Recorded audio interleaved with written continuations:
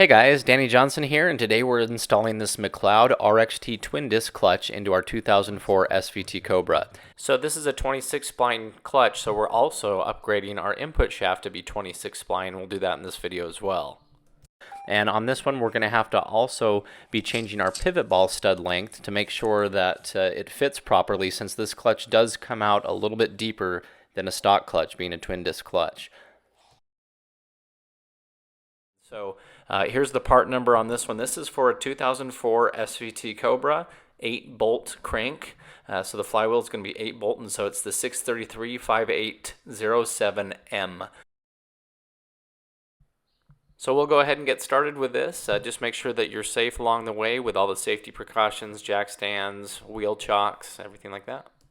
So before we get started, you're going to want to take the pilot bearing as well as the retainer sleeve and put them both in the freezer.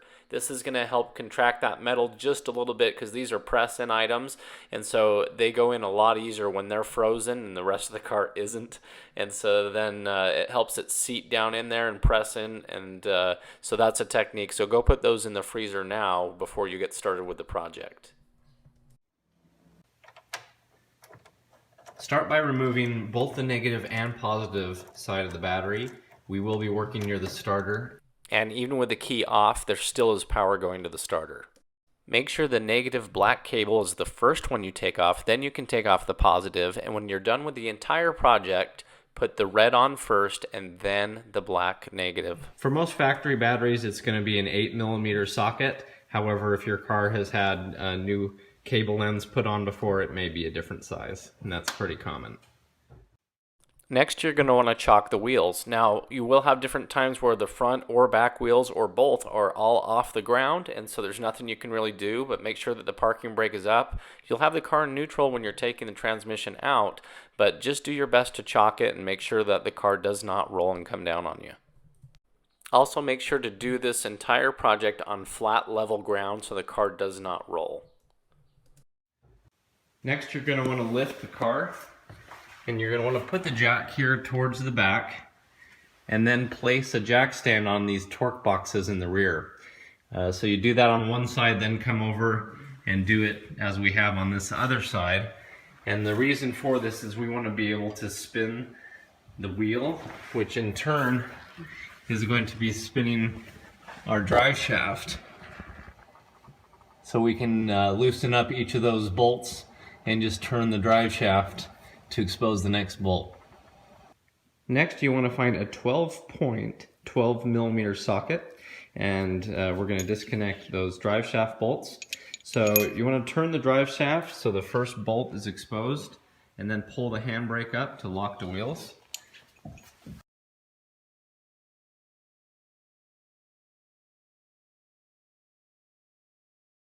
Next, come in the car and put the handbrake back down. That'll allow you to spin the wheels, thus turning the drive shaft. So spin the drive shaft to expose the next bolt.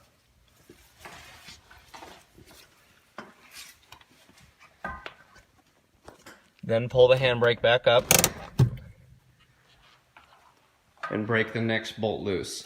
You're going to continue that process until all 4 bolts have been removed. So when you're removing the drive shaft bolts, you can leave 1 or 2 of them in for now, because otherwise when you're taking this off, it's going to be hanging on your mid pipe until you can get the mid pipe out of the way. So it's okay just to leave a bolt or 2 in and leave it attached for now. As for the rest of the bolts from the drive shaft and throughout the project, you can take Ziploc bags and label them and put them inside, and that will help you keep everything separated. Next, lift the car up and remove the jack stands, and we're going to be moving to the front of the car. Now we're going to lift the car into the air on the front. So we came in with our jack here towards the back and lifted up so that we had room to place our jack stand. You want to make sure that it's cradling this beam perfectly, and you do want it up pretty high and pretty far forward on that beam. Now we're going to go around to the other side and put another jack stand in that same place.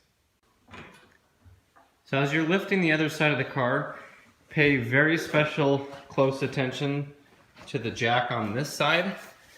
and make sure that it's still secure and not being tipped over. On each side of the car, the exhaust goes up to the exhaust manifolds, and you have two 15mm bolts. So we're accessing these using a long extension and a 15mm socket. So there's two of them on each side, and I highly recommend shooting some liquid wrench on these bolts first and letting them soak for a minute. It really helps out. So you got two on each side that we'll be going after. To make it easier, instead of unscrewing these O2 sensors, you can simply just unplug them. So you push down on the tab and then pull them apart. And sometimes it helps to put a screwdriver between it and pry it if you need to. So you want to do that to the O2 sensors on both sides here.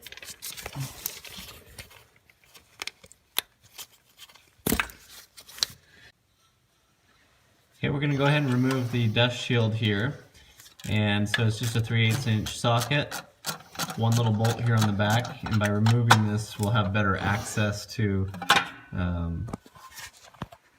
our O2 sensor, which are up here. We're going to use a 7/8 inch wrench to break it loose and unscrew it, since it's pretty hard to reach that connector at the top.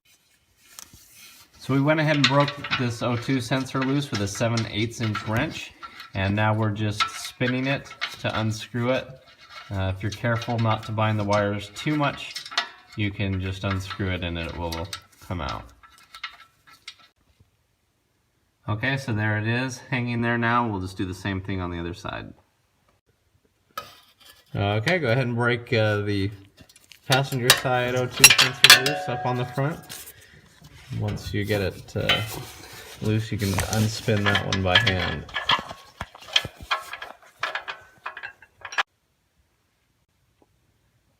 So next, to get the exhaust nuts on the passenger side, we're using a long extension with a swivel in order to get the right angle, and then a deep socket to go over the stud.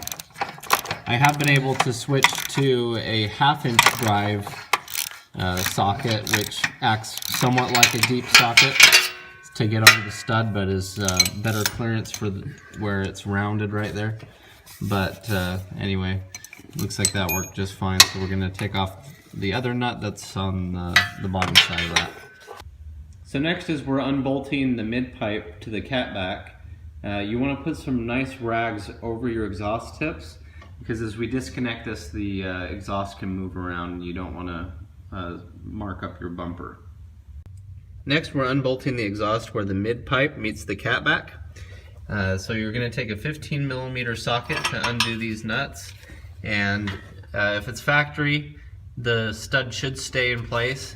If not, you'll have to put a socket on one side and then come around to the other side with another socket, but it has these nice tabs from the factory that will spin and hit the exhaust and keep everything from moving.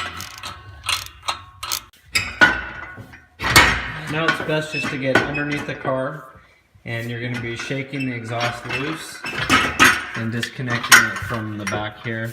Put your foot on a muffler if you need to kind of separate everything. But it might take some shaking, but you're just going to basically drop it straight down. So now you'll just drop this down out of the way. You might have to shake it around, and then you can just work your way back and slide yourself out from underneath the car with it. Next, we're removing the starter, which is connected to the front of the transmission here, and it has 3 bolts. There's one here, there's one here, and then there's one that's somewhat out of sight, and as you see, we have our wrench on it. It's just up a little bit higher. And that one, everyone always complains about getting out, but as you can see, if the exhaust has been removed, you have a little bit more clearance. If you're using a 1/4 inch drive, you should be able to get on it and remove that 3rd bolt with no problems. And we're just taking these 3 13mm bolts out. Okay, so with all 3 bolts removed, you can now slide the starter away and simply just set it down, resting on the K-member here. Just make sure it doesn't fall and hit you in the head. Next, we're taking our 15mm socket and removing this front cross member bar. It also has the locking tabs here on the front, so you should be able just to loosen it, and those tabs will hit against the frame and just be able to take it off that way.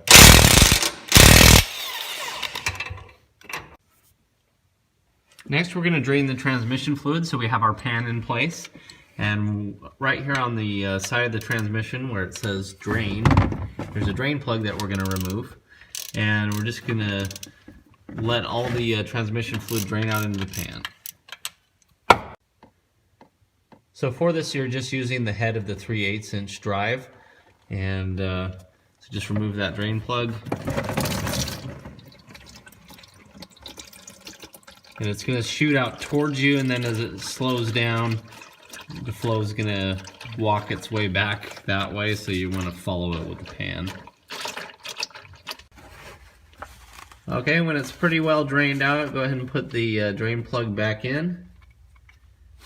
It screws right back in. You want to get this drain plug snug, but you don't want to force it on too much. It can force its way into the transmission and it'll just keep going, so just get it nice and snug. Wherever possible, I like to put the nuts back onto studs so that you don't lose them, and it's easier to keep track of where everything goes that way. Now we're going to finish removing the drive shaft, so you want to come in with a marker and just mark up the relationship from the flange to the actual drive shaft.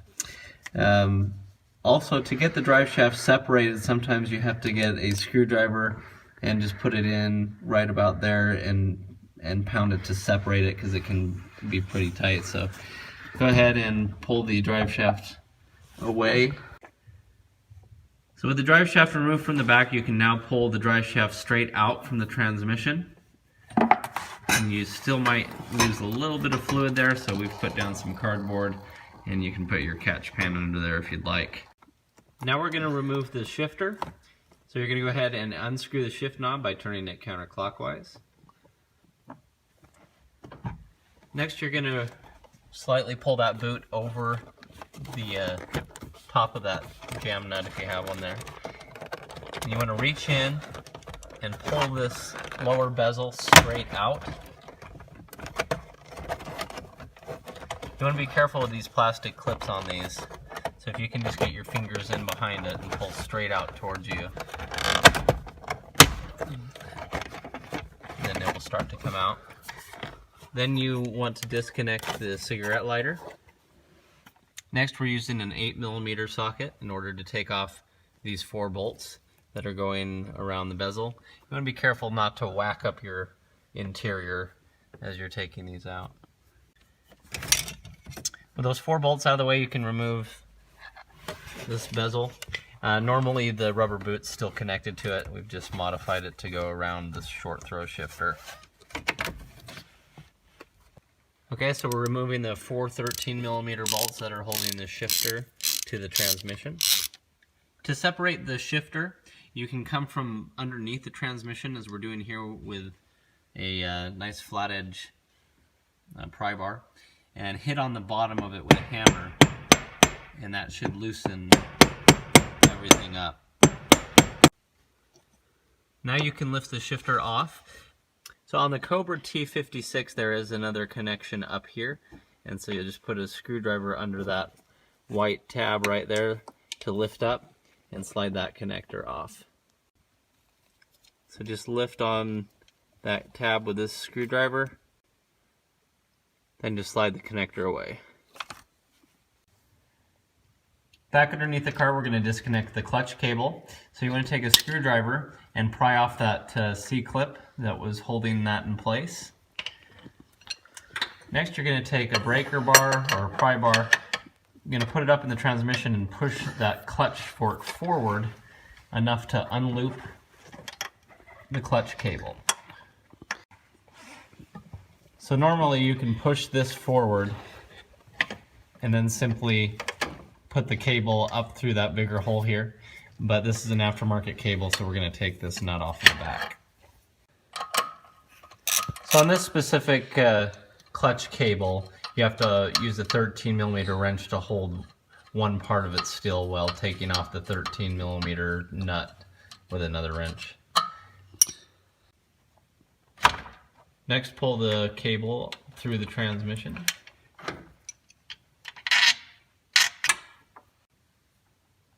Next, you want to come in and remove these harnesses by pushing straight up with a screwdriver, and it's kind of a Christmas tree type pin.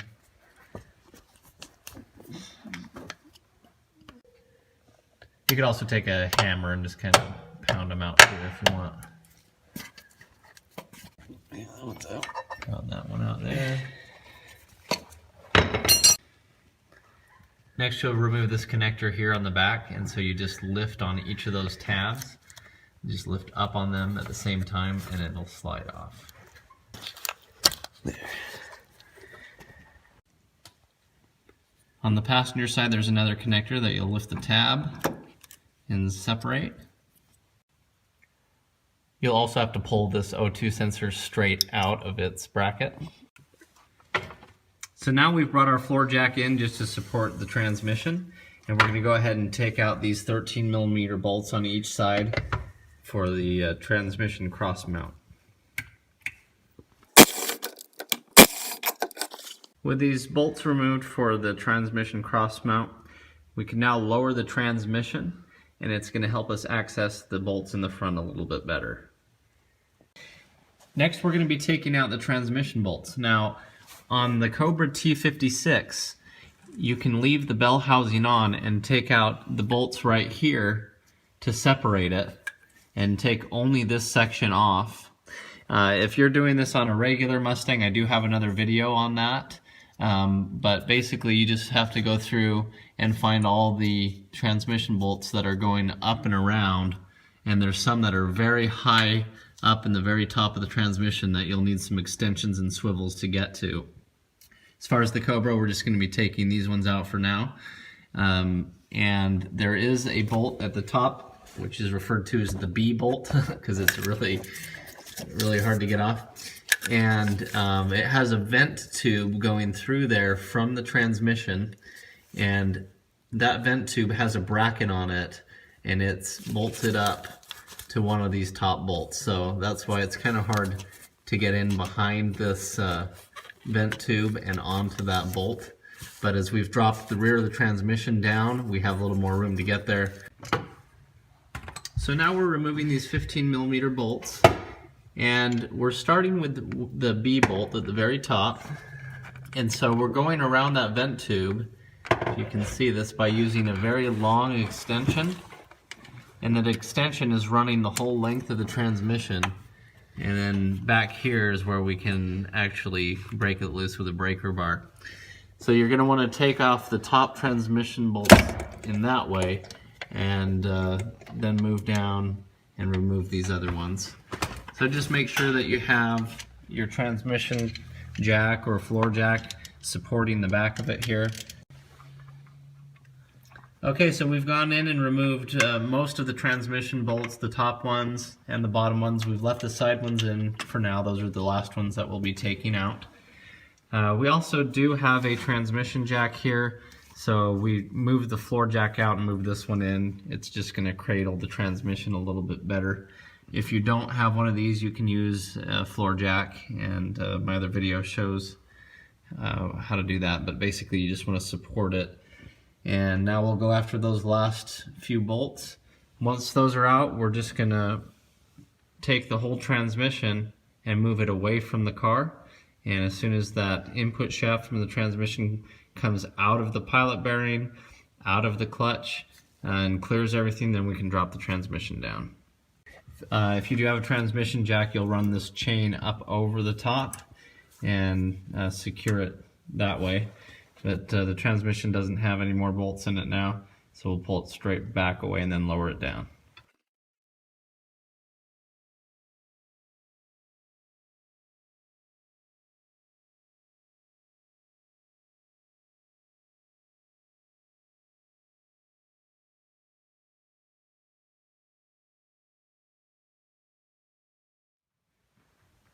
So now you can slide the transmission out from underneath the car, and that bearing is toast. Next we're going to remove the clutch fork. So you want to push it down right here, and it will just pop off if you pull straight down on it. There we go. Now you can slide the throwout bearing with the clutch fork still attached off.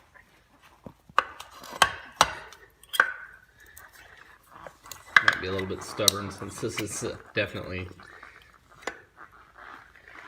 a bad bearing.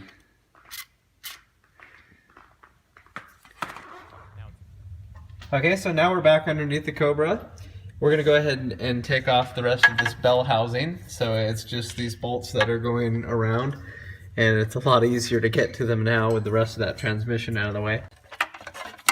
So in the front of the transmission you have two 13mm bolts that hold the dust cover on. So you can go ahead and remove those. Okay, so with the dust shield bolts out of the front and all of the bolts around the bell housing out, we can remove it.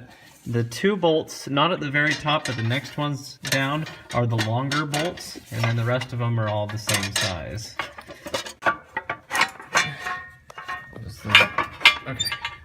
Okay, go ahead and drop that down. So next you'll drop down the dust shield. As long as it's off of the dowels that are on the side, there's two dowel pins on each side, then that dust shield can just come right down. Now, in the front crank pulley of the car, you can put a 14mm hex and then a breaker bar to hold this in place. Then come back here and remove these 13mm bolts for the pressure plate, and the same when it's time to remove the flywheel bolts. Next we're going to remove the pressure plate, and so to do that you have 6 of these 13mm bolts. Be careful with this because it is heavy. It is sitting on here on little dowel pins, so it does stay on okay, but once you get those bolts off it can fall down on you, so just be very careful about that. So now that all the bolts are out, you can use a screwdriver to pry this pressure plate away from the flywheel. Okay. So I just had one of these little pieces of the pilot bearing shoot out at me. So definitely time for a new pilot bearing. Now in this project we did not take the flywheel to be resurfaced. This is a pretty low mileage car, didn't have a lot of wear on it. It is something that we still would recommend doing though, if you're going to be changing the clutch out. And so you can have it resurfaced, take it to a shop and ask them to turn it or have it machined. They'll know what you're talking about. And in this video we just didn't do that. So once again you can take this 14mm hex and put it in the front of the crankshaft and hold that still while you break the flywheel bolts loose. They're going to be 17mm and there's 8 of them on the Cobra and Mach 1. If you don't want to put the breaker bar in the front of the crank, you can use an impact gun on this part for removing it, but I would definitely not use it for tightening it. With all the bolts removed, you can also remove this little ring plate. Now the flywheel will come off. It's only being held on by the dowel pins, so you want to be very careful. It is, it's not too heavy on the Cobra since it's an aluminum one, but you just want to rock it back and forth and get it off of those dowel pins. Okay, a few taps on the back side of it with a rubber mallet and the flywheel comes right off. Today we're going to be using this really cool pilot bearing puller to remove the pilot bearing in the back of the crankshaft. Now the pilot bearing sits in the back of the crankshaft and it's pressed in. So basically when the transmission goes into place, it goes through the clutch, through the flywheel, and it will go into the pilot bearing like this. So if that was the input shaft of your transmission, for example. And so today we're going to remove this, and all we're going to need is this 3/4 inch wrench and the tool. Now, there are other ways to get it out, hydraulically speaking. You can push bread or grease or even paper towels or a combination of all that into the back and pound it in, and it will pop the bearing out. So if you don't have a tool and you're in a bind, I have a video for that in the description. So I got this tool off of Amazon, and I saw it from one of my other friends that I watch his channel, Auto Fun. So I'll put a link in the description to his channel and also where you can pick this up. But you basically just put all 3 of these jaws together, and they go right into the pilot bearing. And so the pilot bearing is pretty small, so you do need to make sure that it's a specific puller like this that'll fit. So then we bring up these 2 arms, and they basically will sit up against the back of the crankshaft. They can be brought in or out, and then there's little knobs to tighten them down so they don't continue to swing. And you want to get it as straight as you can.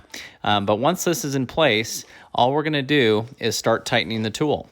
And so there's a little cone at the front, and what it's doing is starting to spread those jaws. So I sped this footage up so you could see it, but as we're tightening this, that metal piece is spreading the jaws out and putting pressure against it and bringing it back towards us. So as you can see, we are effortlessly turning this and bringing that pilot bearing right out. We're not having to make a mess with grease and towels and everything. So if you have a ratcheting wrench as well, you can also put it on here and speed things up. And so I was pretty much at the end of it when I switched the ratcheting wrench. But as you see, it pops right out. So since you're grabbing the whatever it can, it's just going to pull the first part of the bearing out, and we're going to just loosen the tool back up, and then we're going to go back in and grab the rest of the bearing. So it's the same process just over again. And so we're just loosening the tool up. We're putting all 3 of these jaws right back inside. And as you can see, that silver cone there, we just start tightening it up and it starts pushing against those jaws. And so now we'll just do the same thing over again.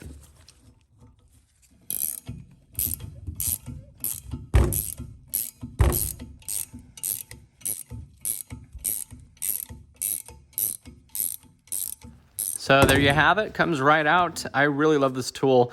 I've spent a lot of time and made a mess beating everything out when it's $25 for the tool. Check the video description again for that for my Amazon affiliate page.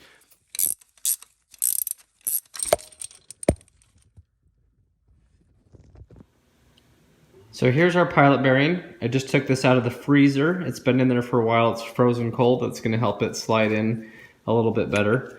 And to drive it in, we have this 26mm socket, and it fits perfectly on the edges of this.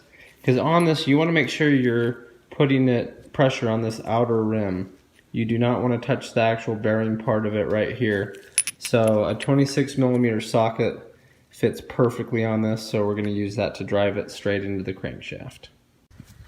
So you just want to line up that pilot bearing as square as you can and just tap it in gently in the beginning so that you know that it's going straight. You don't want it to go in at an angle and get all messed up. So go ahead and just drive it in.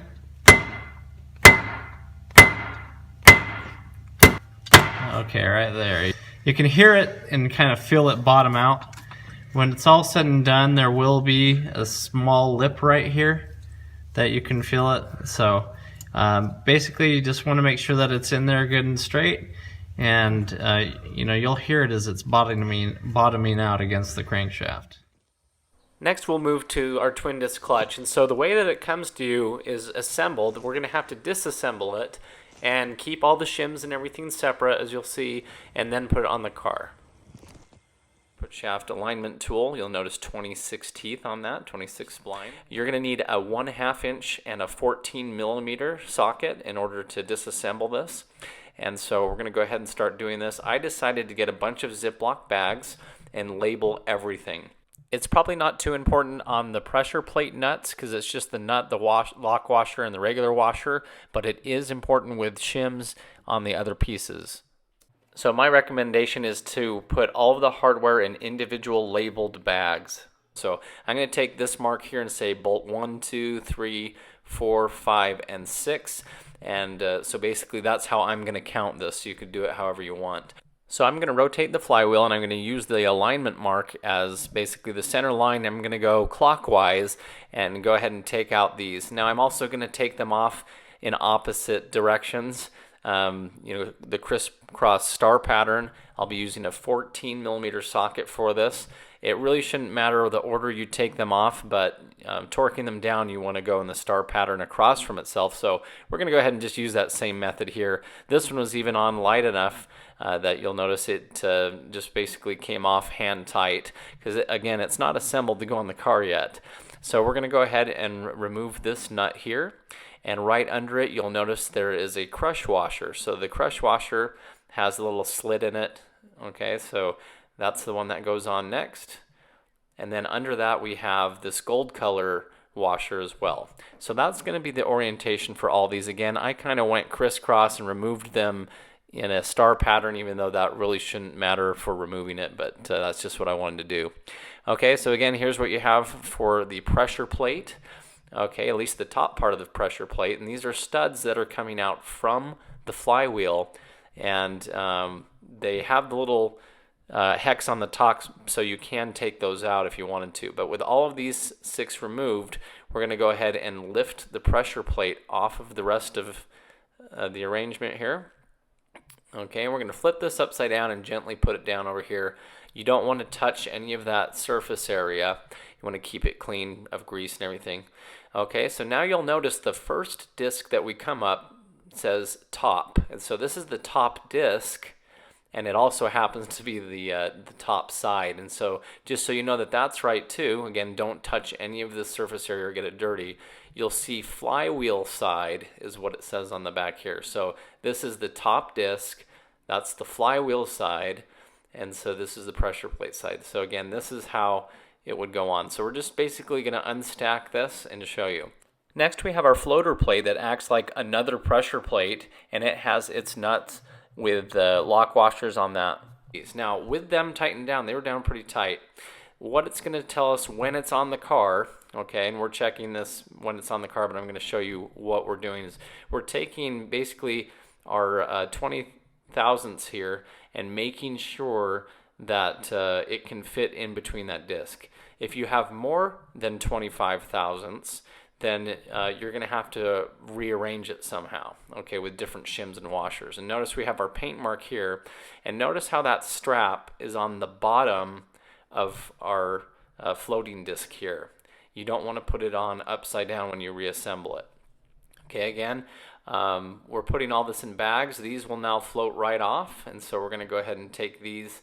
And even though these ones really shouldn't matter, we're just keeping them exactly how they came to us. So 1, 2, 3, 4, 5, and 6. And this one required a, this is the 1/2-inch socket, and I also used a larger 1/2-inch drive because they had this one torqued down pretty tight. Okay, so we're going to go ahead and break these ones loose. And we're going to keep all of this hardware in its own bags too. So we have the pressure plate bolts, which were 1 through 6, and now we have what we're going to call our floater ring ones, and there's 3 of those. So I named this one floater number 1, and so as you'll see here, this is going to be the nut on the top and a crush washer right below it. We're going to take those off, floater 1, 2, and 3. And now as we lift this off on our floater ring, okay, notice this is how you could get this upside down. You want these tabs right here to be the one that touched the flywheel. So you can see if I inverted it, you could put it on backwards, and you should not, but I'm just saying it's possible to put it on backwards. So you want to keep that orientation correct. So that's what they mean by those straps being the flywheel side. Okay, next we're going to come in and take off our second disc. Okay, so this one is going to say it's the bottom. Okay, so this is the bottom disc. However, don't think that's the bottom of the disc. This is the flywheel side here. Okay, so it's the second disc or the bottom disc, but you want the flywheel side facing the flywheel. Now notice that where the floater straps were, where we take that off, there are now shims as well as another one of the stands, as it's called, or the bigger spacer. Okay, and there were actually 2 of these little tiny shims, as you see. They came apart here. So you had 2 shims and a spacer. And they might have it set up differently however they needed to from the factory. but just wanted to show you what that looks like. And we're keeping that in our floater bag again, just keeping everything separate. So this is going to be floater number 1 is how we clocked this one. And so we're going to go ahead and put this in the bag. Okay, floater number 2 is the same thing. We had the spacer with the 2 shims on top. And I've seen other people who had these, they gave them extra shims. I didn't see any extra shims with mine, but this is how it came out. You'll also notice that under the pressure plate studs, there are also tiny shims here on the bottom. There were 2 of them, so you've got to really watch out for this hardware and make sure it does not fall off as you're disassembling this and then putting it back together when it gets to the car. So now you'll notice I have 8 holes for the 8-bolt crankshaft on the Cobra. So that's really important. If you have a Mustang GT2 valve, unless it had the Windsor engine from 99 and 2000 and half-year model in 01, you might an 8-bolt crank for that one, but most of the GTs with the Romeo engines, the 2 valves, had 6-bolt cranks. Okay, now this flywheel was made in the USA, and it looks very similar to the stock Cobra one. You can see here where these studs are coming through the back. And something I wanted to point out, because we're going to compare this side by a Terminator flywheel, are these studs and how they compare. And so the main thing I want to point out is that the Terminator flywheel, for example, has marks where it has been balanced. They are slightly different. Laying these down next to each other, they're different too. And if you are keeping your stock flywheel, I believe that the Mcleod kit would then give you an adapter plate that goes onto your flywheel. You're no longer using your flywheel surface because it sits different. So just keep that in mind and look into the kits. I bought mine that came with everything that was new so that I didn't have to worry about any kind of fitment or problems. Also, something along the lines with the balancing, I believe that they want you to balance it if you're putting their new kit and retrofitting it onto your flywheel with the adapter plate.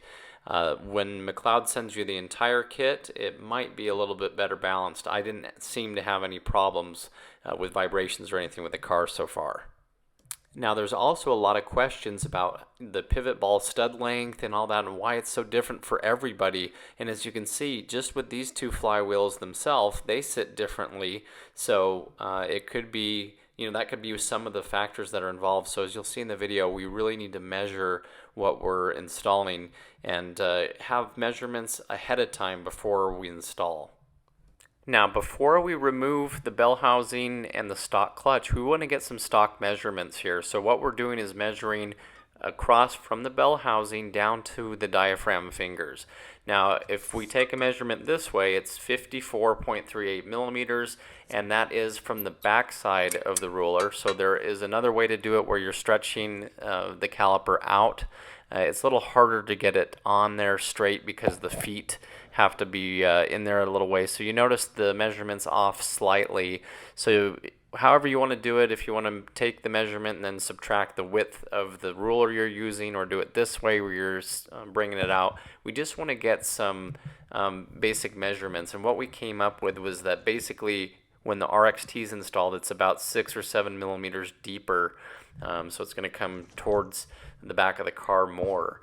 And so that's going to make us do some different things with the pivot ball length for the stud. But anyway, so we went through and got some measurements here, and check the video description. I'm going to put a very in-depth video on all the measurements that I took during this process, which was a huge amount of them. But anyway, we want to have these measurements at hand.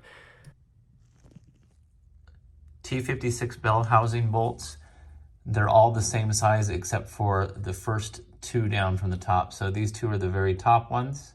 The next 2 down on each side are the longer ones. And the case bolts are also on the T56 all the same size. If you're taking it off, not at the bell housing. Okay, so we removed the bell housing bolts, the pressure plate, and the flywheel off the car. And so this is what the stock pilot bearing looks like. Everybody has a question if they've driven theirs in far enough, and you can see it sticks out a little bit when it's fully installed. So now we're using our puller and I have a full video showing how to use this puller and where you can purchase it if you want. But we're going to pop the pilot bearing out of the crankshaft, and then we're just going to clean this up the best that we can. Our rear main seal looks really good, so we don't have to worry about that.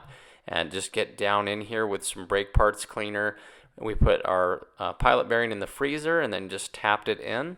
And so check the video description if you want the details of how to do a clutch, but this is more focusing on the RXT, but you can see my other videos if you want. So we're going to start with our RXT here, and so the first thing we want to do is go clean any of the oil off of it. So it will have oil from being stored and shipped, and so we're taking some brake parts cleaner, and we're just going on the mating surface where the clutch is actually going to contact. Okay, so as you'll see here, it's pretty black on the rag where this was, because they want to coat it with oil so you don't get rust or anything so as it's being stored. So I've even heard to use the green brake parts cleaner. Okay, we got our new flywheel bolts and some thread locker. So we're going to go ahead and put the new flywheel up on here. Aluminum's really nice. I've dropped a steel one on my face before. But anyway, when you line this one up, you want to clock it till all the holes are lining up. It might look deceiving, but you actually have to rotate it several times until all of them line up, because they're not equally spaced. So once you get it to where everything's clocked the right way, run the flywheel bolts in, at least to stabilize it. And they're still loose right now, and so what I'm doing is cleaning off any oil that's on our new hardware as well, and putting a thin stripe of the blue Loctite. So now I'm putting them back in, and we're going to torque these down to 65 foot-pounds. So we're going to hold the crankshaft still. On the Terminator, it's a 14mm Allen that you actually have to put in the front of the crank, and so that's how we can hold the crankshaft still. If you have a regular GT or another Mustang, there'll be a bolt on the crankshaft there. So as you see, I'm holding the crankshaft while torquing this down. So we're doing our star pattern, every bolt across from itself, and 65 foot-pounds is the rating. So you can also put a dab of grease on the back side of the bolt head so that it doesn't scar up the aluminum as it bolts down. And I went through and I marked every one of these to make sure that it had been torqued. And again, we're going across from each bolt as you're torquing it down, the star pattern. So everything's looking good here. Now we're going to come back in and again just make sure that this mating surface is clean. Coming back outside, we're going to clean now the floater ring plate, okay? And so be careful, you have that indication mark, the paint mark for alignment. You don't want that to come off so that you know how to align everything. But we're going to go ahead and just wipe this one down as well and get it nice and clean. We had Justin SVT run and get a better torque wrench as well for smaller increments. Mine was for higher ones, so he ran home for a minute, which gave me a time to just enjoy the beautiful morning.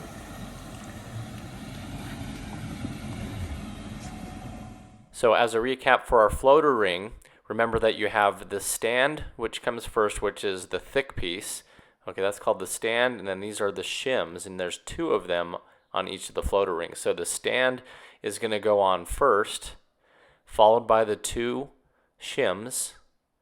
Then we're going to put our floater ring on. So earlier in the video, we had all of our hardware separated, and so now we're putting it back on. And so the first thing we're going to do is take the hardware off for our floater ring.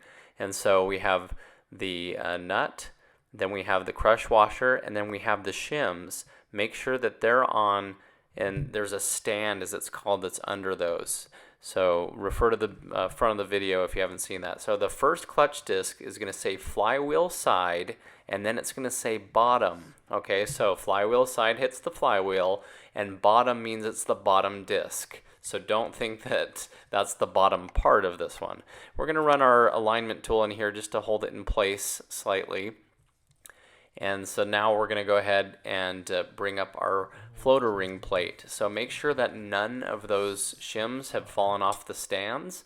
And so another set of hands really helps here. Justin SVT, as always, is here helping me out, which I really appreciate. And so now I'm putting this floater ring on, and notice that I have the alignment mark going where it should be. So it's on that top right.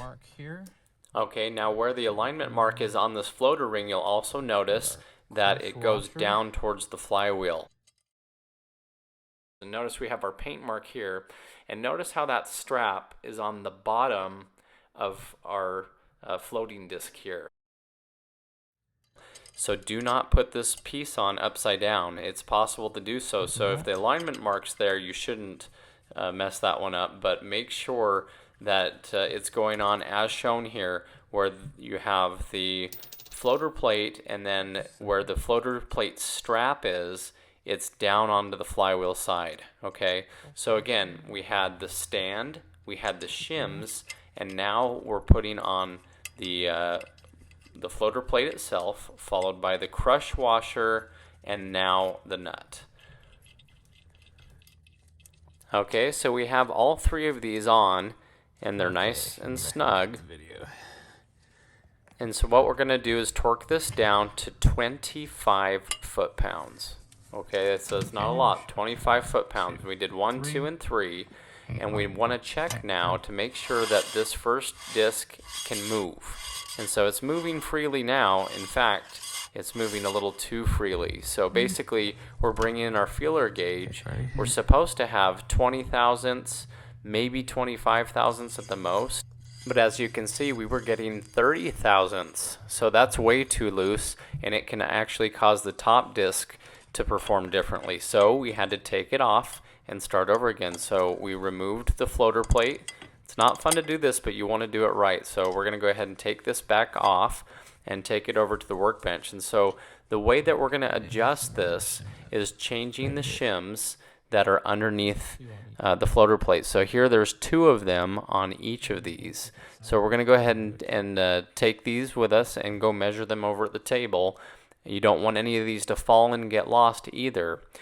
So as we took this over to the workbench, what we were getting was basically 0.25 millimeter on these. Now sometimes I was getting a little bit higher of a reading, and it might just be because it's just such a fractional size on these.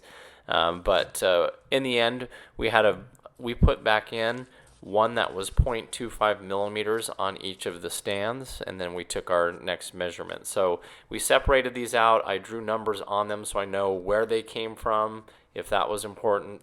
But basically we put a 0.25 millimeter shim back on each stand. Okay, so again, for the floater plate, 25 foot-pounds is what they want to see on this one. So each stand now had one of the 0.25 millimeter shims on it, and we took our measurement and we got our 20 thousandths clearance. So that's with each of these 3 floater ring plates torqued down to 25 foot-pounds. Okay, we checked and the disc still spun freely like it should. And so now we're assembling for the pressure plate. So you have the shim on the bottom, then the stand that came down. Okay, so again, that's a shim down there. Make sure that it's in that order. Shim, then the stand. And we're just putting these all back in. We had them individually marked in bags, as you saw earlier in the video. Now we're going to clean the pressure plate itself. So same thing, coming through with some brake cleaner and really cleaning this up.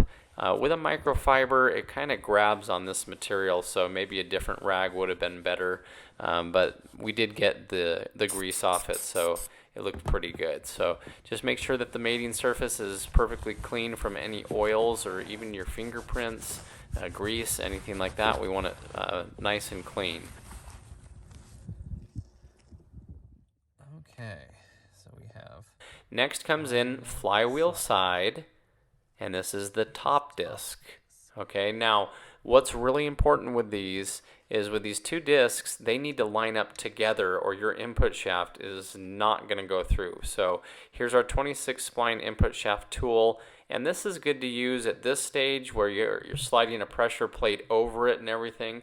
But in the end, you'll see us use the input shaft itself as it becomes a much better tool being metal. So anyway, we slid this up here. This one again is also clocked, and it has the alignment mark. So you see at the top right where the blue is it's also lining up with the other blue marks to make sure that we have this clocked properly. So there's our alignment marks. Make sure that that's right. And you have a little bit of wobble here, so you want to hold this as straight as you can, and you want to spin it. And by spinning it, you're clocking both of them together so that it will line up a lot better when the input shaft goes in. Okay, so now we have our washer, followed by our crush washer, followed by our nut. Now we had these individually by bags marked, and again, this hardware might not be specific, but we just kept everything separated. So here's the input shaft itself, since we're installing that in the transmission next, and that made the best alignment tool because it's metal.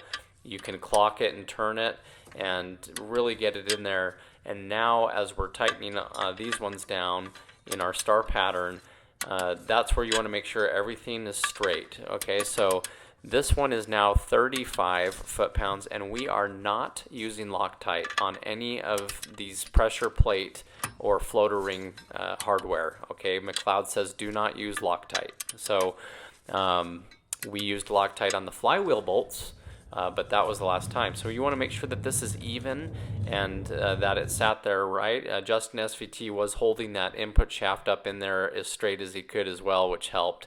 And I'll tell you, we put the transmission in later and it went right in.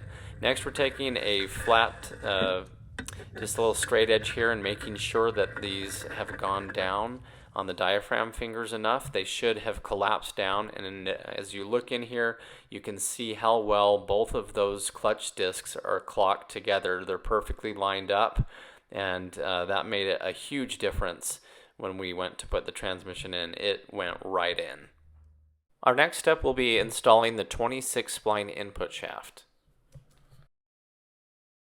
So the 26 splines refers to how many teeth or splines are on the input shaft, and that has to match the clutch. So the factory 0304 Cobra came with a 10 spline shaft.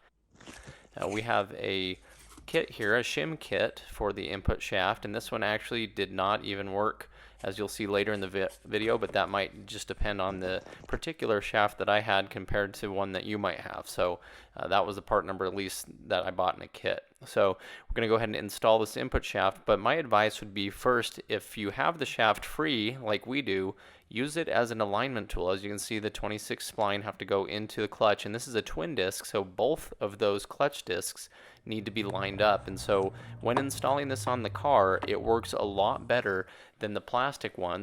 As you can see, the plastic one would strip as you clock both of those clutch discs together, especially with a twin disc like this one. So there's nothing better than using this input shaft. You're going to know for a fact it's going to fit. We'll also be using a dial indicator as well as digital calipers, and I'll put links in the description where you can get these. They're very necessary for this job. Now, some other things to mention is the 26 spline input shaft has to be for the 0304 Cobra T56. The T56 Magnum is actually a TR6060, and so the gears will not line up right. So this is a 31 tooth gear, 26 spline input shaft. And so there are some companies that make these, but the Tremec ones are no longer made. So that's something to know when we're upgrading from 10 splines to 26 splines. And again, this is the part number for the Shim kit, but it was not very useful in my case. So whether you decide to buy it or not, you'll see what I did later in the video in order to make it work. But that's entirely up to you. We will be removing all of these bolts here to get this front cover off. But before that, I wanted to get some factory specs here. So basically what I wanted to do was rotate this input shaft and get an idea of how freely it spins. Now, my car has 44,000 miles on it. It hasn't had hard miles, but it does make 600 horsepower. And in the end, you can see we have it spinning. This is the 26 spline shaft now. We have it spinning pretty much the same rate. And so there was something that I was going to do in order to get an actual reading. So I wrapped electrical tape around the input shaft snout 5 times. The reason I went with 5 is because it was the perfect size for this bolt biter, which would be a 19 or a 3/4. And this has excellent grip on it, so I do not want to scar the input shaft, but I needed a way to get some bite on this to turn it. So there we are as we're seated here. Now I had a way of putting a socket on here, and I'm going to be able to turn this and get an inch-pound rating of how much force it takes to turn this. I'm going to then compare that to my 26 spline input shaft when it's installed. It is turning the counter shaft, so you're gear on gear. I'm not getting a preload on the bearing. I'm getting an overall measure from the stock input shaft and comparing it to when the 26 spline input shaft is installed to see if I have that same amount of friction. Okay, so we're going to go ahead and turn this, and it has a dial on it.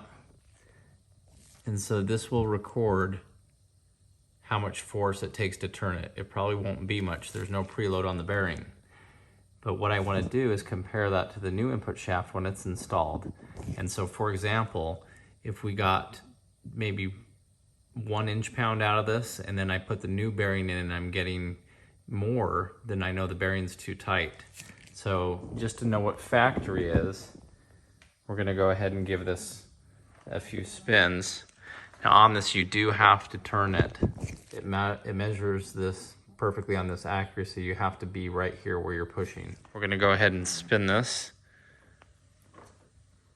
Okay. I'm catching it on the down turn. But basically, as I turn it, that's the measurement that I'm getting, is how much force it takes to turn it. And as you see, it's pretty much 1/2 of an inch-pound. Next, I wanted to get a factory end play reading, and so what I came up with was a straight edge, because you may know the transmission is aluminum, so the magnet that I have for my dial indicator base will not work. So I basically just took this straight edge, I drilled a hole in it. It already had a hole in one of the sides here, and then I just bolted it to the case and to get it nice and firm.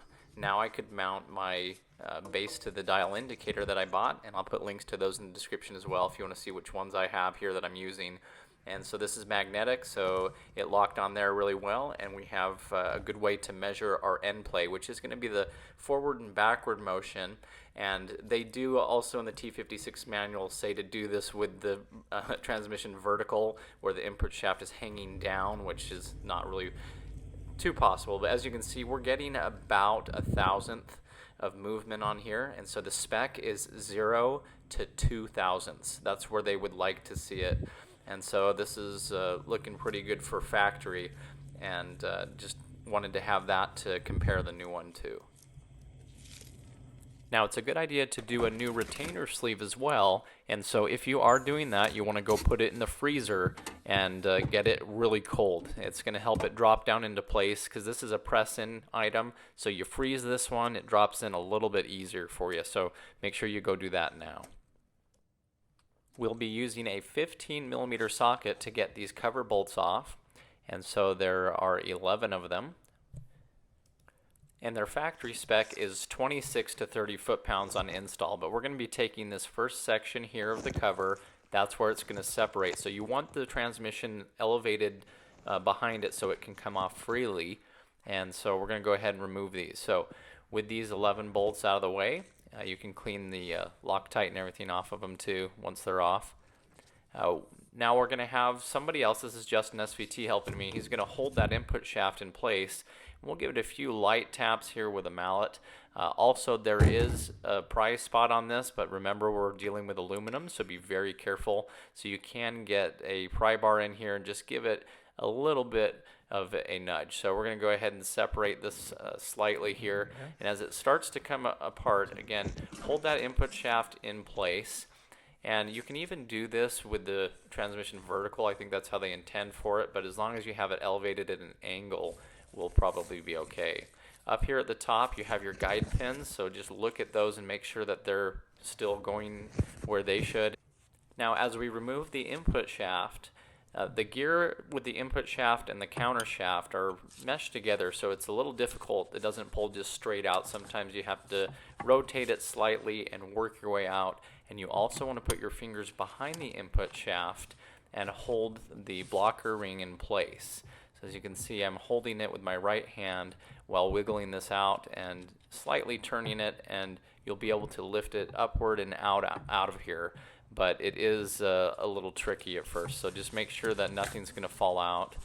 We're going to hold this blocker ring here and just very gently walk this input shaft out of here.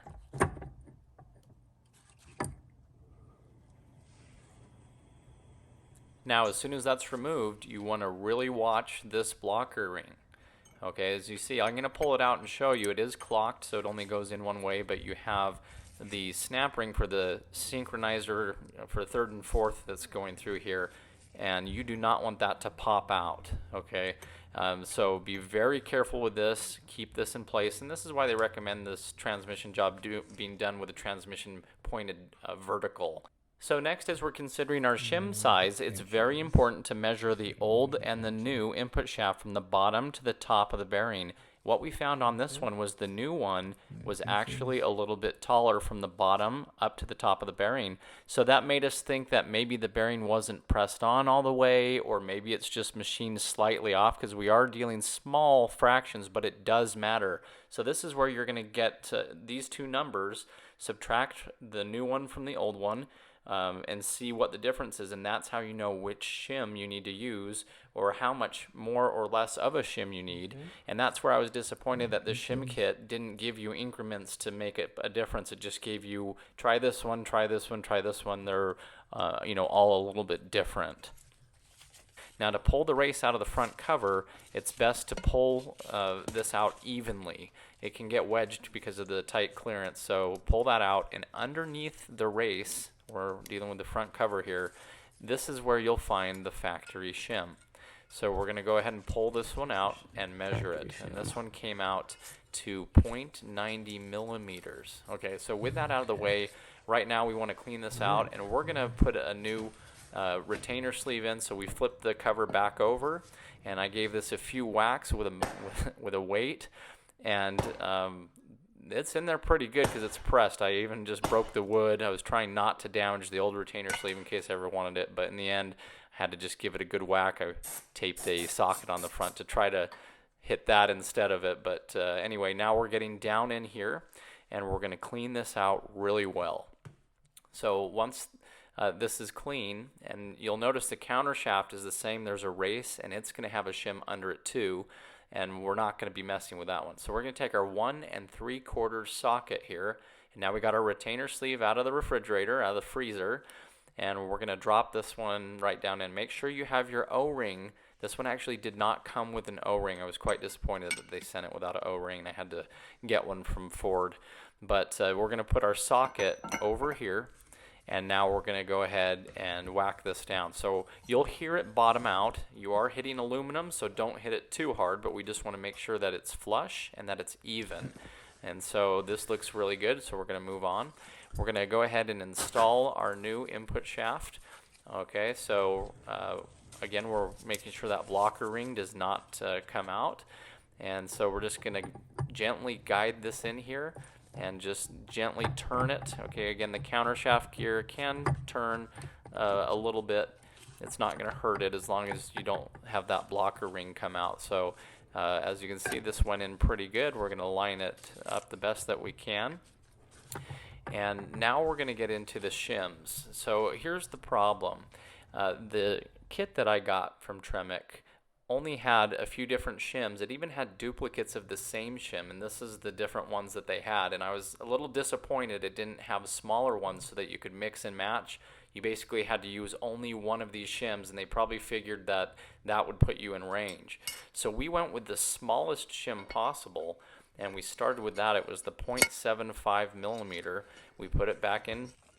And each time as well, it's a good idea to lube this up with some automatic transmission fluid since you're going to be turning it and it's dry and it's a new bearing. So just keep that in mind as well, just as a tip. Okay. And we put the cover back on. So this is what you're going to want to do is try this. You're going to test fit it. You take the best measurements you can to get an idea of where you need to be, but we're going to be putting this cover on several times. Now, just a side note, you have these posts, one on the side and one on the top, and they do need to line up into the cover. You can lift it gently with your finger as you're putting the cover on to line those up, and so you're going to want to do that. Now, this one got to the point where it was loose, and then once I put the bolts in and torqued them to 25, 26 foot-pounds, it was just a little bit too firm. You basically have to start over again. I could not go any lower. Unfortunately, I was already using the smallest shim that they had. And just for kicks, I installed it without any shim at all, and it definitely had some end play. So luckily, it looks like it would be resolved through shimming. I would just have to come up with the right size shim. And again, this kit didn't have anything, so at this point, I had to pull the race out again anyway. But when I would torque it down, as you can see, I could not even turn the shaft at all. This is what it looked like not torqued. It still had some play. So my next thought was if the bearing was pushed all the way on. So my friend had a press. I went and gave it just a little bit of pressure. And then installing the cover after that, it actually got really close. Almost close enough to where I was satisfied, but it still did feel like it had a little too much resistance on it. Now, I wasn't sure if maybe with the RTV if it would be just perfect or not. I would have to check the end play, so I cleaned both mating surfaces very well for the cover and for the case itself. And the RTV we're using is the Permatex Ultra Gray, which is perfect for this application. And I'll put links to this and the tools in the description as well. But again, just being that it was loose until it was torqued down, I was thinking that maybe the small amount of RTV would also spread that case out just enough to work. So I thought I'd give it a go. So we went ahead and torqued it down. It's 26 to 30 foot-pounds is basically the rating, and you want to go in the star pattern. And I got this so that you just had the RTV barely coming out the sides. And so I let that cure, and again, it just felt like it was going to be just a little too firm for me. And so I decided to tape it up the same as I did on the 10 spline one, and I put the bolt biter on it with the gauge and gave it a few spins, and I could already tell just by feel that it was probably going to be too tight. And so I spun it anyway. It was a good reference point, and where factory was 1/2 inch-pound, this one came in at 1.5 inch-pounds. And so we went back through here, pulled off the cover again, and you can see how perfect the RTV cured, so that was good news. But we basically did the process over and over again. I tried pushing this down just a little bit more again on the bearing, having it pressed down just a little bit more, see if, because I was close but not close enough. So went ahead and rotated this, got some good fluid on it. So now with the bolts in but not torqued, you still have some end play. Torquing it down should get rid of that end play and be perfect. So I was getting close, but I didn't have the shims to get it perfect, and it still had a little bit too much drag on it. So basically I set up the dial indicator to check the end play, and it had 0. Now the spec is 0 to 2 thousandths, so it's a very small spec, but 0 would be okay, but I think this had, absolutely no play in it at all, which was bad. So I decided that I was also going to get an idea of how it was spinning, so I drew a line on the top of it and gave it the little hand test as well, and it definitely still just felt like it was a little bit too firm, and I was afraid that I might burn up a bearing by having it too tight. Now, my first thought was my carrier shims for when I built the 8.8 inch in the Mach 1 when I did the gears, because it has all different sizes. And I opened the box and thought, they're too big, so it's not going to work. But after talking with Tick Performance, they were really nice over the phone. They mentioned the same thing, and I said I was even going down that road. So we pulled them out and basically pulled the cover off again, scraped the RTV. So, don't be too upset if you have to do this a few times to get it right. So we took the race that goes in that input shaft bearing that's in the cover, and we just put it over the shim for the 8.8 gears. And so sure enough, the inner diameter is exactly the same, so you don't have to trim that. That's nice. We only have to draw a line around that outside, or even using a shim, and just trace the outer side, and then all we have to do is bring in some aviation snips and start cutting. And so these worked really well. They even had little perforated teeth, so it cut a very nice pattern as it was cutting. And so we just trimmed it up, as you can see here, and got it as smooth as we could. And we did this with a few different size shims that we wanted, and just got it so that they would basically just drop right down in there. So with that said, I also drew the thickness of these on each one, so I knew what I was dealing with, and looking at different combinations to get me closer to where I was calculating I would need, coming from the .90 shim and judging the difference of the new pinion.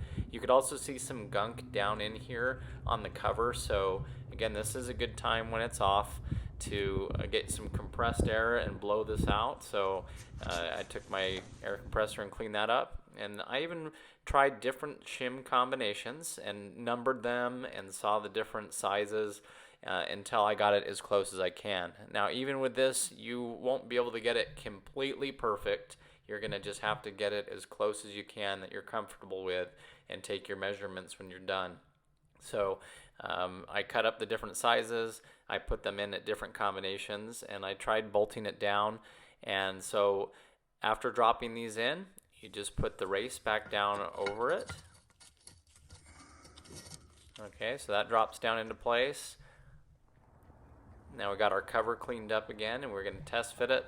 I got it to where I was pretty happy, so I went ahead with another tube of RTV and some more liquid on the bearings, and I put the cover back together. So again, remember, on this cover, it's 26 to 30 foot-pounds and going in the star pattern, and so that's when you want to check the end plays, after it's good and tight. So we put the dial indicator back on it, and remember, the end play is pushing it in and out, not side to side. So pulling this in and out, I was just getting that 1,000th movement, which is about perfect. You want 0 to 2 thousandths is all.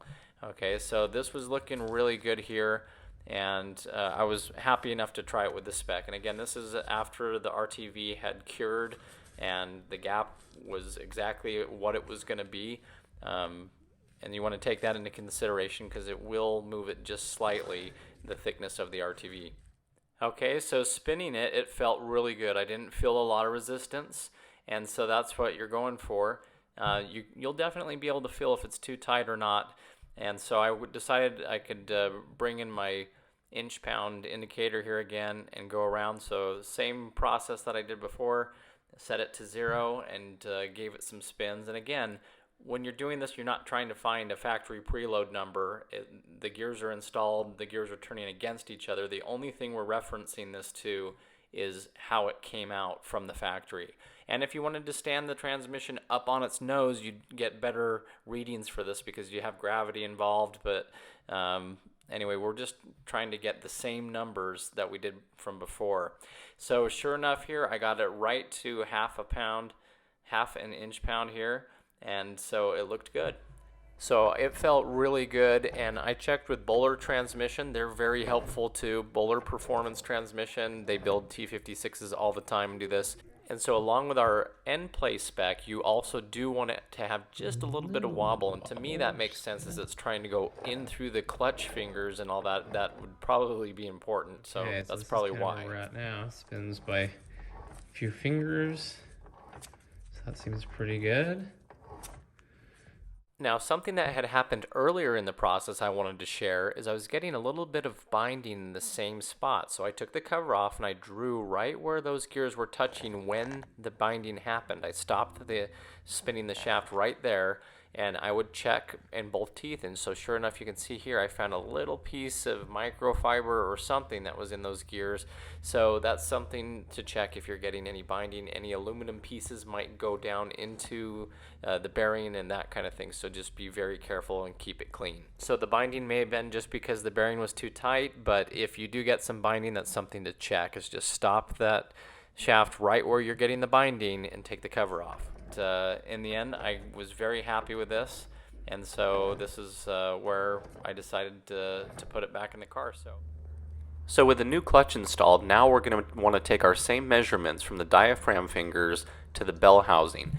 And remember, if you're measuring on one side of the ruler, we need to subtract this amount or try to get a better measurement. So this one works pretty good, 48.25 millimeters if we're going from the diaphragm fingers up until we get to the back of the ruler.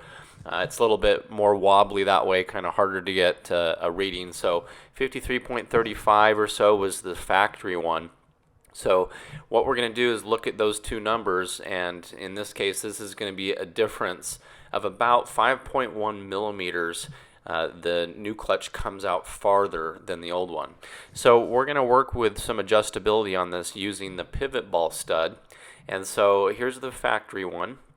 And as you can see, it wears out at the top. You can get some clutch vibration from that, so it needed to be replaced anyway. But if you look at the stock modular pivot ball, it's huge, so it won't work. The one that we have factory is from the T56, and the one we're using today is the Mcleod 16912. And so if you look, it's the exact same length overall for the stud, but the adjustable jam nut is how we're going to be able to change how far in this pivot ball stud can go compared to the other one. Now, measuring the pivot ball stud from the factory, we're getting a pretty good reading here of about 37.11 millimeters. And so now that we have that measurement, we can take our 7/8 inch socket and we're going to put it all the way over the pivot ball stud. You could use an open end wrench too. It's very easy on the T56 with the flat case without the bell housing. Some transmissions it's harder to get a wrench angled in there. So we're going to go ahead and remove this after we have that measurement, and we're going to check the depth of the threads. The T56 Magnum apparently doesn't go in as far, so you might have to cut your pivot ball stud down if you need it to get any shorter. So as with the stock T56, we're looking at about 30 millimeters is how far that threads will go in normally. So that's deeper than what the factory pivot ball has as far as the threads, as you can see.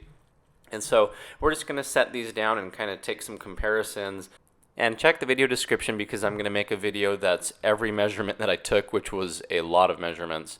But what we're going to do now is take our new adjustable pivot ball stud and we're going to thread this one in. Now, when it's all said and done, we will use Loctite and bolt down that jam nut. So this is just for test fitting. So we'll just put this in all the way and then tighten down that jam nut, and eventually we'll do that with a wrench. With that said, now it's in as far as it can, and we're going to put the old bolt up there or take measurements using our caliper again. But as you can see, the adjustable pivot ball comes in just a little bit more than the factory one when it's all the way threaded in.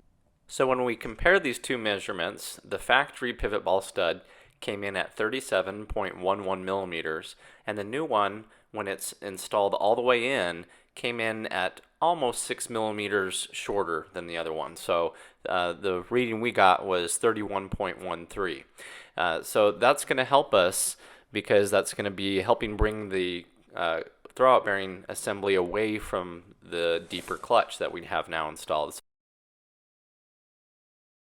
We're going to be using a brand new clutch fork as well here, and a new release bearing or throwout bearing. And so we'll install these, and we're going to be using some of this fully synthetic grease, and this has a dropping point of 500 degrees Fahrenheit. So this is a Ford spec compatible grease. And so here's our throwout bearing, and if you look at the front of it, the throwout bearing has this little teardrop shape to it, and so it comes to this point, and that point will be pointing downward on the clutch fork, and I'll show you where that is exactly here. But we're going to take some grease and just put it on the inside here. The bearing itself is pre and internally lubricated, so we don't have to worry about that. So on the clutch fork, you have this flat area at the bottom of the clutch fork as it's headed down. So we're going to go ahead and have that point or teardrop pointing towards that. So to put the release bearing in, we're going to push down on each of these tabs with our thumbs to make sure that it goes into these grooves. And so, of course, make sure that the bearing is pointed away from you as you're doing this, and then you just slide the bearing up. And so as it clicks into place here, we're going to make sure that the orientation of this teardrop is pointed downward. So there it is. If you can see, it comes to the point right here. That's what's pointing down on the fork. Now the prongs on each side, just make sure that they are supporting this bearing. The bearing itself will slide up and down on those prongs as you put it onto the pivot ball and as it pivots. And you can also put some grease here on little dabs where it's going to be touching, and definitely on the inside, which we'll be putting it on the retainer sleeve as well to help with that. So on the retainer sleeve, that's the next part that we want to grease. So we're just greasing that up. The clutch fork does have some grease where the pivot ball stud goes, but we're going to add a little bit more. So we're going to slide our clutch fork on, and then we're going to make sure to grease the pivot ball stud as well. And so we're going to go ahead and just push this up, and it clicks into place. Make sure that you have some nice swing here. And so the next thing we're going to look at is our swing. Since we have shortened the pivot ball stud, it affects the way that this clutch fork will swing. If you look at the way it swings, it's almost like a door. So at one point, it will no longer be pushing that throwout bearing straight. It will start to bind up. So you can put a mark on your new pivot ball stud and adjust it. I like to go maybe one revolution at a time and then tighten down the jam nut, and then take measurements and see how it swings. Now we don't have to have it swing all the way to the front because our clutch is deeper, and so we're going to be contacting the clutch first.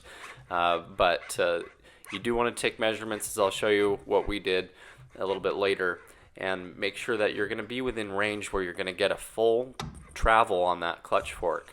And so starting from the factory, we had about 34.20 was the distance we had from the clutch fork to the case when the clutch cable was disconnected and we were touching the stock throwout bearing to the diaphragm fingers. So now, as you see, we kind of retracted this in more with that shorter pivot ball stud. And so if we compare our two numbers now, we have 23.87 millimeters, and so that's the difference of about 10.3 millimeters of added retraction. On the Magnum cases, I've even heard of them having to go shorter and adjust the case, but we are looking at the way that this swings, again, kind of like a door. And so, you know, our full travel, as we measure, might get us closer to the end of the retainer sleeve, and that's where this is going to start to bind up. So you want to have the pivot ball as far out as it goes so you have a good swing, but you want it as far in as it can go so that when the diaphragm fingers of the clutch are in here, we're not already hitting the throwout bearing when we're trying to install the transmission. So to show you physically as an example, our diaphragm fingers to bell housing was about 48.25 millimeters. So if we take 48.25 millimeters and we go from the case outward, that's where the clutch is going to basically be. And so we need to make sure that our throwout bearing can be retracted far enough that it's not hitting those clutch fingers as we're installing the transmission. So for this measurement, we went straight up from the throwout bearing in the fully retracted position and measured the case to the throwout bearing. And we came out at about 45.10 millimeters. So where we were 48 millimeters from the case to the diaphragm fingers, then that means we have plenty of room and we're not going to be contacting our throwout bearing and diaphragm fingers before the transmission's installed. So we can now see we have about 3 millimeters of clearance between where the diaphragm fingers will be and where the clutch fork will be in its fully retracted position. So what this is going to look like on the car, as an example, you can see when it's installed, we have just enough movement. And so if we wanted to, we could move the pivot ball in or out to adjust this if we're too close or too far away. Remember, the diaphragm fingers will start to spread out as the clutch wears, so you don't want to have it completely tight. You want to have a little bit of a gap there for it to grow into as well.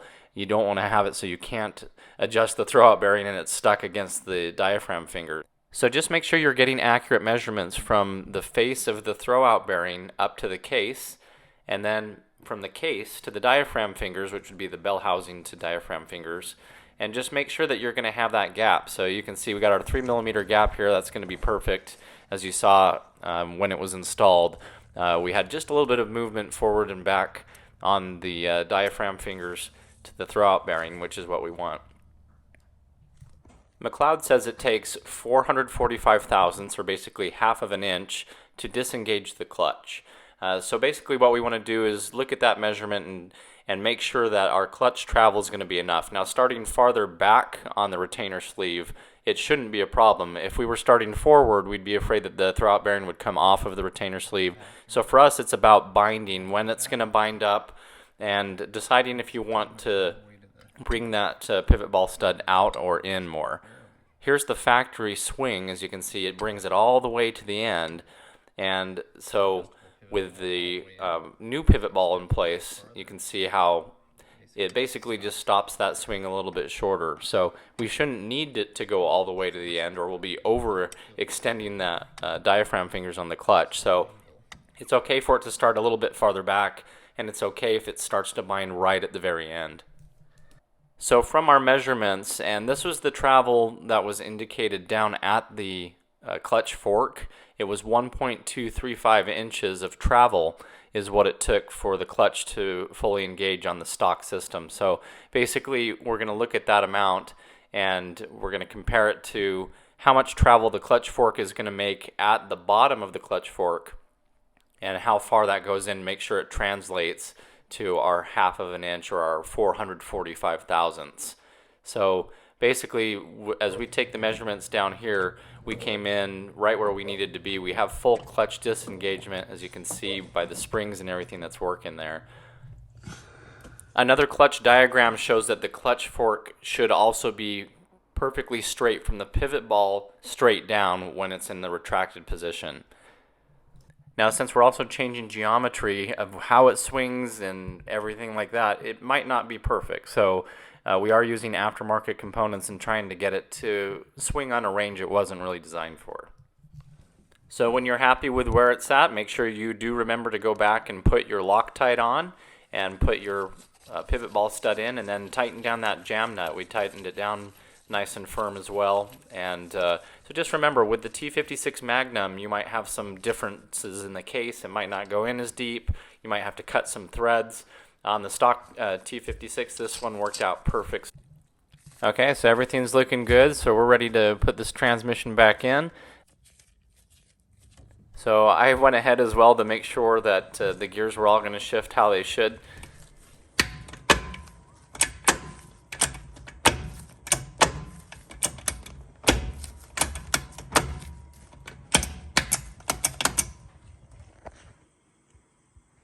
So we brought the transmission to the car off of the jack just because to get under it, it's a little bit too tall on the transmission jack. Now as you're coming up, you almost need to angle the input shaft upward to have it point up, and then straighten the transmission and go in. You can see I also did put just a small amount of grease on the very nose of the input shaft. So where the pilot bearing will ride on the nose, and also just so it'll kind of push it into the splines lightly. You don't want to sling grease onto your clutch. Okay, so we have the transmission back up and in. We've reconnected all of our 15mm bolts going around the side, and also we're doing that top bolt that was difficult to get to. So just like the way we took it out, we have the extension running towards the back, and it's all on there nice and tight. If you have a problem with the transmission lining up when you're trying to get it in, you can move the crankshaft left and right if you have that 14mm hex, as we did, and that can help line up those splines. You just want to slide it back up in here and tighten all those bolts down. Okay, so then you want to go back through and put your harness back into its connector holes here, and you just want to plug in everything back to where it was. Got that reverse solenoid switch up here at the top that you can plug it in from inside the car or here, either way. And then this other one right here in the back. I don't know if you can see that, but you just want to plug these back in. So then over here on the passenger side, you have a few more connections to make.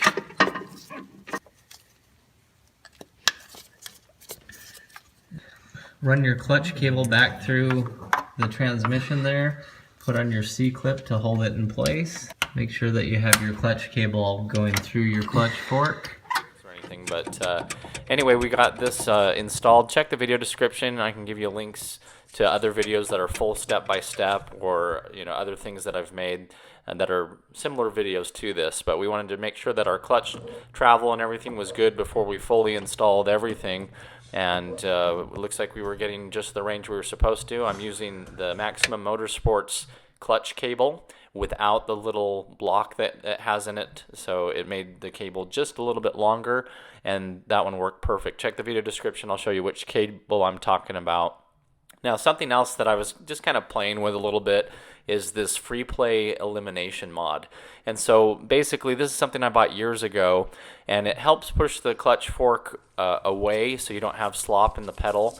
Now the question is, should the throwout bearing be constantly spinning or not? And the answer is yes. However, you don't want it spinning and having too much pressure or preload on it to where you start to disengage the clutch, or you start to burn up the throwout bearing, because it's not designed to constantly spin with a lot of pressure on it.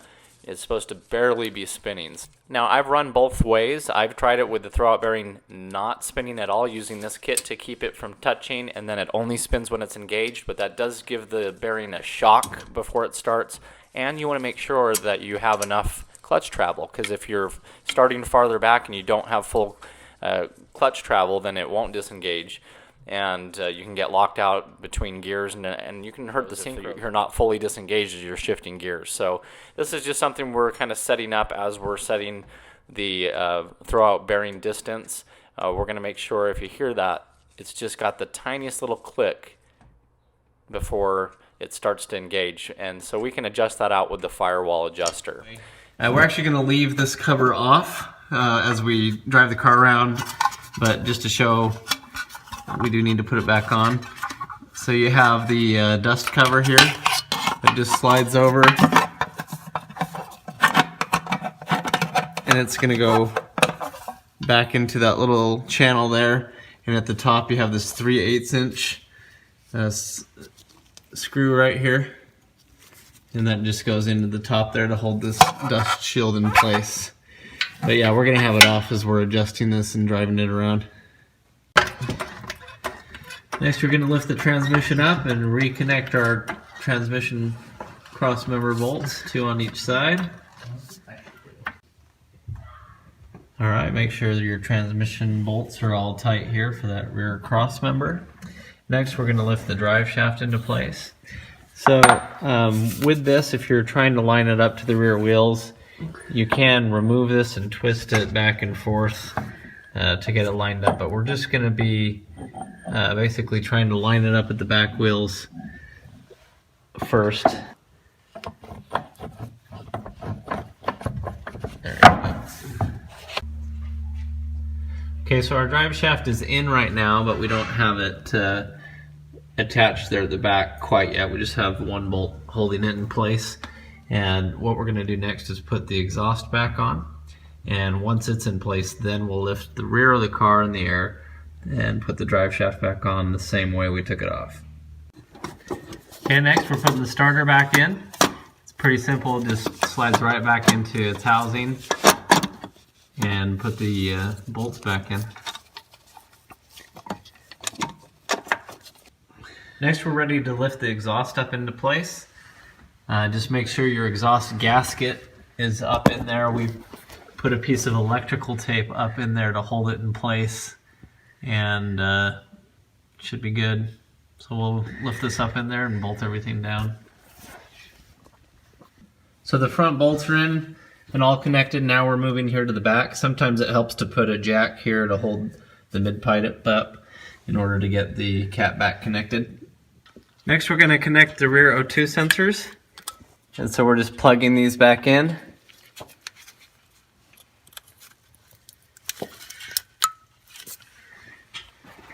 One on each side.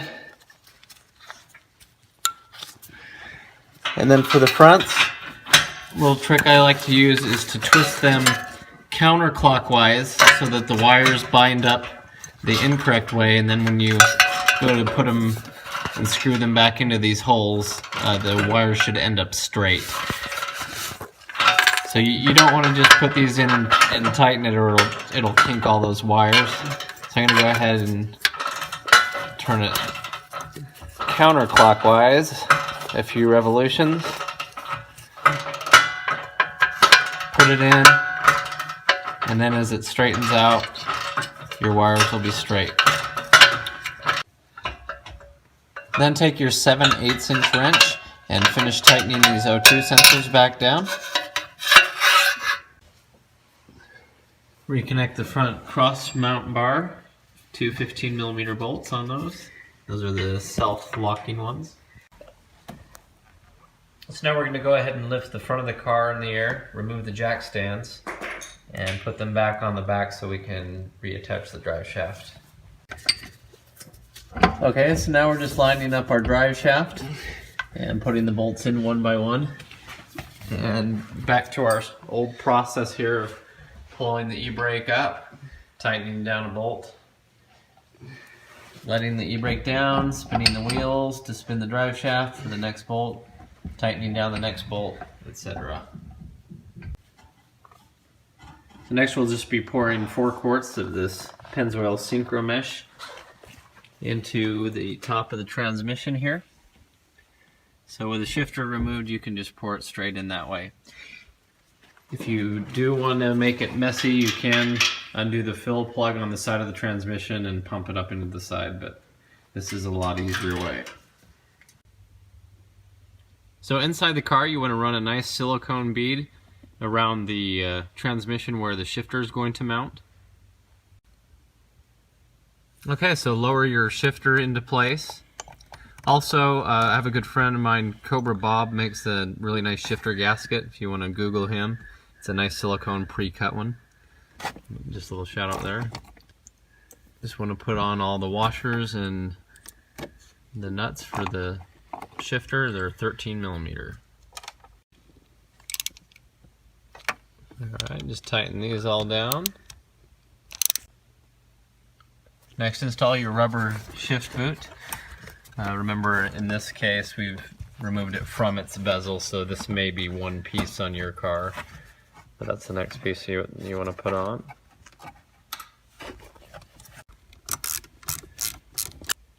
Install all 4 of your bolts here for this bezel, 8mm.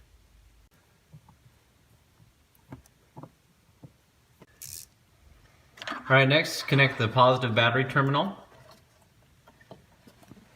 Tighten it down with that 8mm wrench. Now connect the negative terminal with the ground.